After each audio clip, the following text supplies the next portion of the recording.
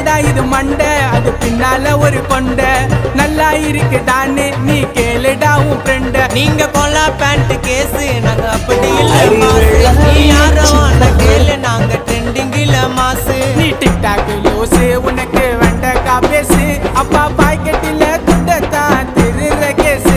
நீ டிக்டாக் லூசு உனக்கு கொய்யாக்கா பேசு அப்பா பாக்கெட்டில துண்டத்தான் திருற கேசு.